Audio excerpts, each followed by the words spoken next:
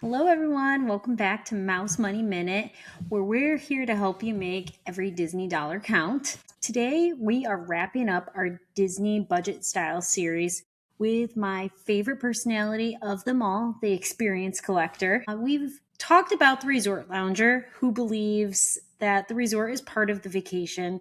We've talked about the park warrior who's determined to squeeze in every ounce of value from every park ticket. And we've talked about the balanced magic maker, that's me, who wants a little bit of everything without breaking the bank. But today, we're talking about the person who plans their entire trip around creating memories they'll still be talking about 20 years from now. And I know that's a little piece of all of them, but this is a very specific style. If you've ever looked at a Disney price tag and thought, that's expensive, but I know I'll never forget it, this is the episode for you. So, what is the experience collector? An experience collector doesn't necessarily spend the most money, they simply spend it differently. They're less interested in buying another Spirit jersey and more interested in booking a backstage tour. They're perfectly happy skipping expensive souvenirs if it means they can afford a party like Mickey's Not So Scary Halloween party.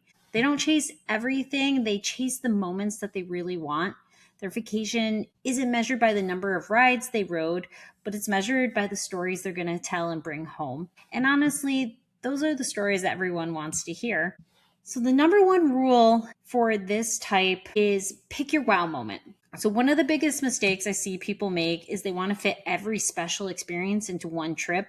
Dessert party, character dining, VIP trips, or tours, I should say, fireworks, cruise, special events, tickets, capture moment, building a lightsaber, building a droid, all of that. But pretty soon you've accidentally added several $1,000s worth of extras to your vacation. So instead, choose your wow moments. So ask yourself, starting with, if you could just choose one unforgettable experience, what would it be? Maybe it's watching Happily Ever After from a dessert party or surprising your kids with Bibbidi Bobbidi Boutique. Maybe it's finally running that RunDisney race, or maybe it's about staying at the deluxe resort that you dreamed about for years. When you identify what your priority is early, then your budget decisions become way easier. So save where it matters. Here's where the experienced collectors really become smart with their money. They're willing to save aggressively on things that aren't important to them. Maybe they stay at Pop Century instead of a deluxe resort. Maybe they pack breakfast to the room or get grocery delivery. They skip the park hopper and they don't buy every trendy popcorn bucket. And each of these dollars are saved for a purpose. They're trying to fund an experience that they actually care about. That's intentional spending. And honestly, that's budgeting at its best. You're picking what you really want to do and fitting that into your budget. So some of Disney's memories are free. So don't think that everything that you're going to do is going to cost money. Some of the best stuff is free.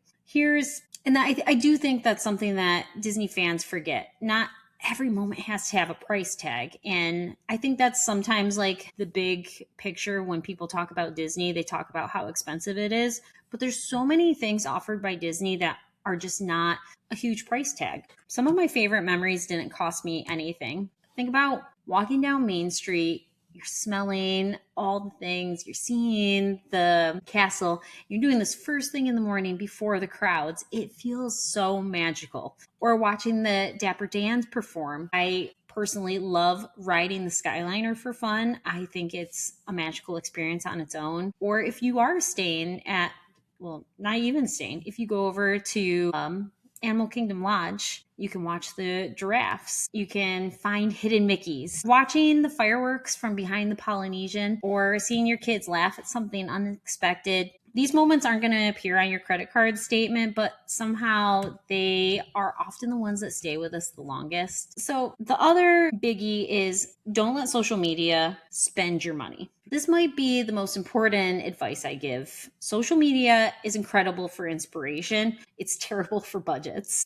You will see influencer eating at every festival booth, drinking around the world, buying every popcorn bucket, staying at a deluxe villa, doing every special event. And it suddenly feels like your vacation isn't enough But remember, you're watching someone else's highlight reel, not their bank account, not their credit card bill, or their financial priorities. Your Disney vacation doesn't need to impress strangers on the internet.